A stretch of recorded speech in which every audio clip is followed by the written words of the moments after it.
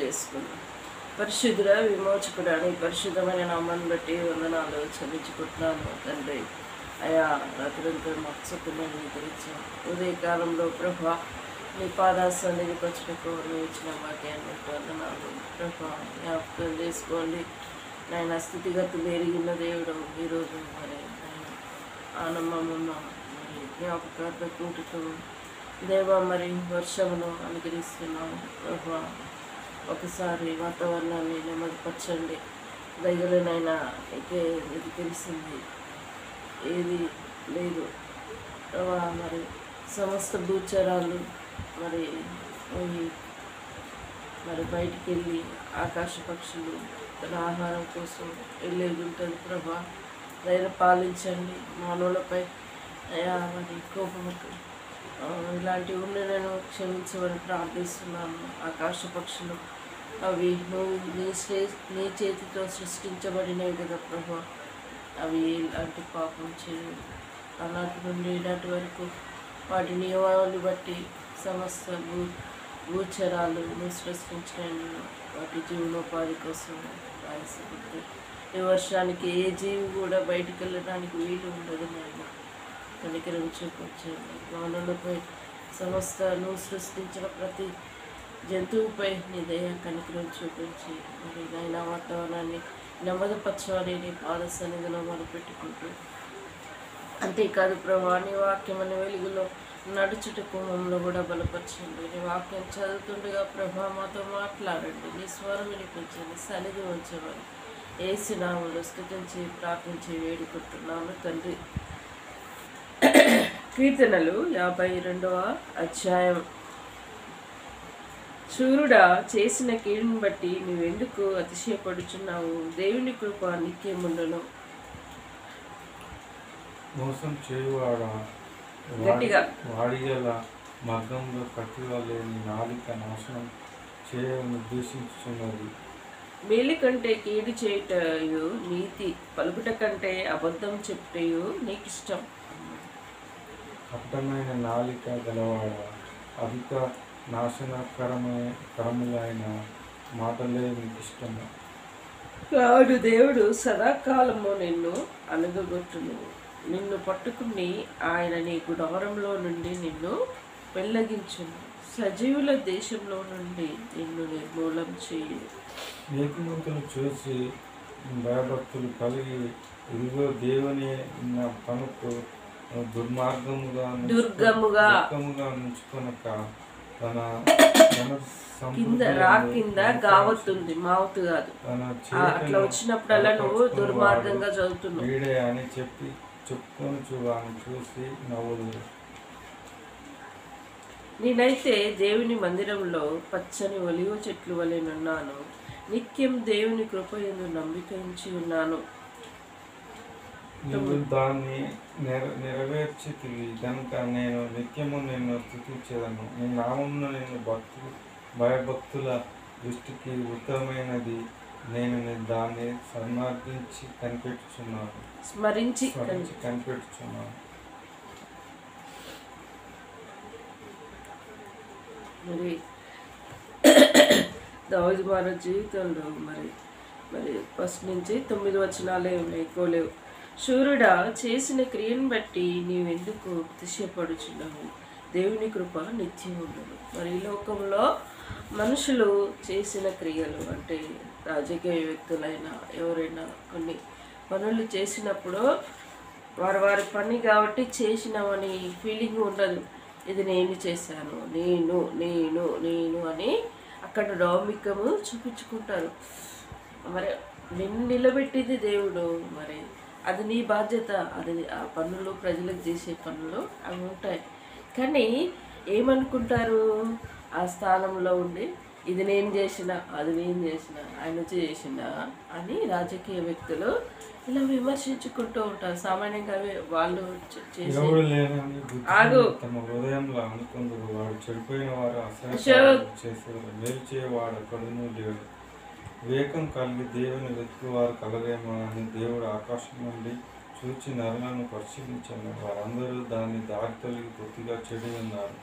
ఒకడు తప్పుకోకుండా అందరూ చెడి ఉన్నారు. మేలు చేయువాడు ఒక్కడునూ లేరు, ఒక్కడైనను లేడు. దేవుని ప్రార్థన చేయక ఆహారం మింగినట్లు నా ప్రజల నుండి కాపాడుతున్న తెలివి లేదా? నా ప్రజలు భయంకరమును లేని చోట వారు భయక్రాంతులరి. నన్ను ముట్టివేయి వారందరూ ఎముకలను దేవుడు ఇచ్చి వెదరగొట్టున్నాడు. దేవుడు లేని వారిని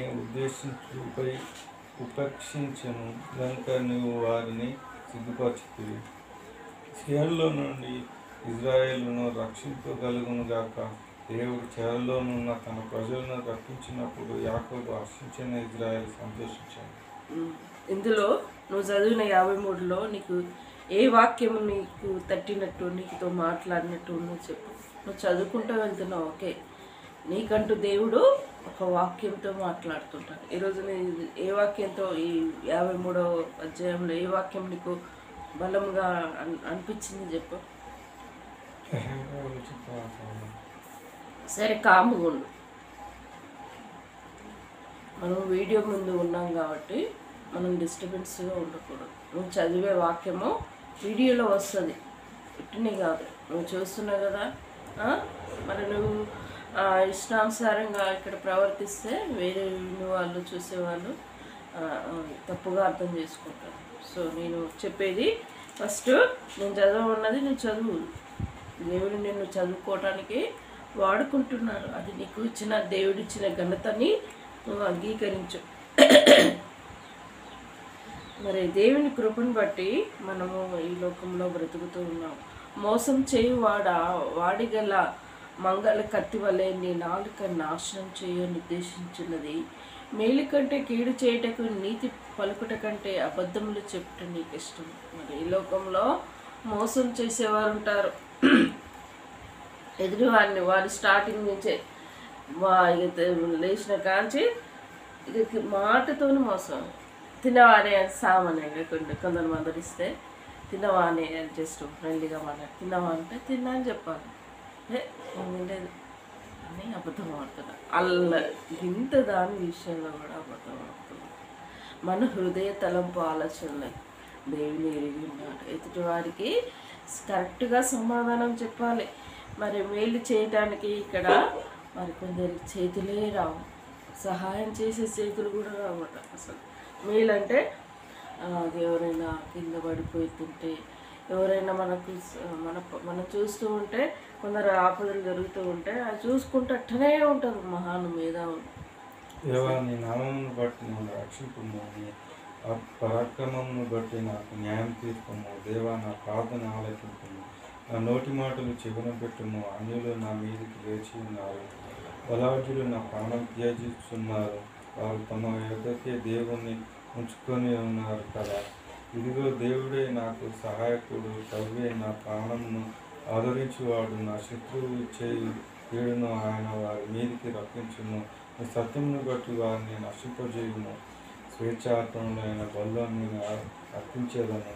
యెహోవా నామమును ఉత్తమము, నేను దానికి కృతజ్ఞతాస్తుతులు చెల్లించేదను.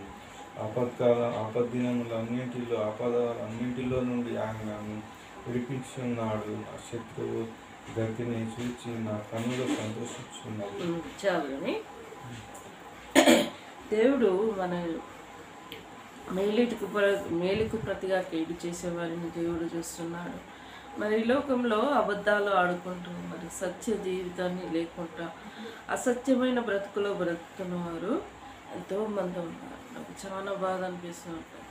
ఈ ఉదయకాల సమయంలో మానవుడి పట్ల మరి గత 3 దినాలు ఆకాశ వైఖరి చాలా భయంకరంగా ఉంటుంది. నైట్ నుంచి మనం చూస్తున్నాం, పడుకుంటారు కాడి నుంచి ఇప్పటి వరకు వర్షం కురుస్తూనే ఉంటుంది. ప్రభువా, నీకు తెలుసు, ఉన్నోళ్ళు ఇళ్ళల్లో ఆడుకున్నది పడుకొని ఉంటారు, కానీ లేని వాళ్ళు ఎలా ఆకలితో బతుకుతూ తిప్పలు పడతారు కదా ప్రభా. నాకు బాధ అనిపించింది. అంతేకాదు, ఈ మనుషుల మీద కోపం ఉంటే నీకు కోపం ఉండొచ్చు, క్షమించు. కానీ ఆకాశ పక్షులు ఉన్నాయి కదా ప్రభా, మరి అవి వర్షం వస్తూ ఉంటే అట్లే కూర్చొని ఉంటూ ఉంటాయి. మరి అవి నీకు ఏ పాపం చేయవు. అవి నువ్వు ఆనాటి నుంచి సృష్టించి మాటతో ఎలా సృష్టించబడినాయో అవి అలానే ఉన్నాయి. మరి ఈ బయటికి వెళ్ళే ఆహారాన్ని ఏర్పరచుకోవాలి ప్రభు. వాటిపై కనికరం చూపించు, దయను పాలించు, వర్షాన్ని మరి ఆపు అని మరి కాలంలో ప్రార్థించు, నెమ్మదిపరచు. కొద్దిసేపు టైం ఈ సమస్య భూచరాలు అన్నీ మరి హస్తకృత్యములే కదా ప్రభు.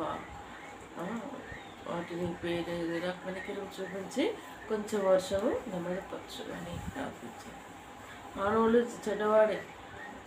ఆనాడు ఆదాము చేసిన అది ఆజ్ఞ అతిక్రమం ఈనాటి వరకు ఉన్నది చెడ్డవాడే. దయను పాలించు, కనికరం చూపించు అని నేను నాకు మనసు బాధ అనిపించే ప్రార్థన చేశాను. దేవుడు ఆకాశాన్ని నెమ్మదిపరిచాడు. చూసావా? ఒక ప్రార్థన విన్నాడా, వినలేదా? విన్నాడు. మన ప్రార్థన దేవునికి అంగీకారంగా ఉండాలి. అంతేకాదు ఈరోజు ఆనందమ్మ మరి జ్ఞాపకార్థ కూడిక మరి ఏ పనులు చేసుకోలేము మనం. ఎందుకంటే వర్షం వచ్చినప్పుడు ఒకరిని నడుకోవాలన్నా దెబ్బ ఏదో అన్నీ అడవి. ఆమె కూడా దేవుని మందిరానికి వచ్చింది. ఆమె ఇతుల్లోకి వచ్చినాక మరి చర్చికి వచ్చింది. మరి దేవుని విడిచిపెట్టలేదు. ఆమె ఏ కారణాన్ని బట్టో అక్కడి నుంచి షాపుల నుంచి తరిమి వేయబడి తొలైకి వచ్చింది. వీటిని మరి ఆయన మందిరంలో కొన్ని దినాలు నడిపించుకున్నాడు. నెమ్మదిచ్చాడు, శాంతినిచ్చాడు, సమాధానం ఇచ్చాడు. తన తెలిసి తెలియని పాపములన్నీ ఆమె యేసుకాడ ఒప్పుకొని ఆయన రక్తంలో పవిత్రాలైంది. దేవుడు నేను ప్రార్థించినప్పుడు ఏం చేశాను? ప్రభువా, ఆమెకి విశ్రాంతిని ఆయన మూలగొడి హాస్పిటల్లో ఉన్నప్పుడు ఇక చాలు ఆమెకి విశ్రాంతిని ప్రార్థించాను. ప్రార్థన చేసిన ఒక వీక్లోనే దేవుడు ఆయన మహిమలోనికి తీసుకెళ్ళాడు. చాలు. ఆ బ్రతుకు దినములన్నీ తెలిసి తెలియని పాపాలు, తప్పులు ఎన్నో ఉంటాయి. మనం అన్నీ తెలిసి చేస్తావా? చేయలేము. తెలిసి చేస్తే శిక్షకు పాత్రలు అవుతాం. తెలిసి తెలియని తల్లి మనం ఆమెను మనము చూడలేదు. ఎందుకంటే నేను పుట్టింది ఆ జనరేషన్. ఆమె వయసులో ఉన్నప్పుడు నేను చూడలేదు, ఆమె నేను చూడలేదు. నాన్న వాళ్ళు వాళ్ళ జనరేషన్ వాళ్ళు చూశారు. సో మన తాతకాడికి ఇట్లా వచ్చినప్పుడు వాళ్ళు మనకు తెలుసు. అట్లా మనం ప్రార్థన చేస్తాం. వాళ్ళ యవ్వనంలో వాళ్ళ తల్లిదండ్రుల్లో ఉన్నప్పుడు ఎట్లా కష్టపడ్డారో, ఎలా జీవించారో. ఆ రోజులలో 7 అన్నదమ్ములు ఉమ్మడి కుటుంబంగా జీవించారు. ఎన్ని కష్టాలు ఉంటాయి,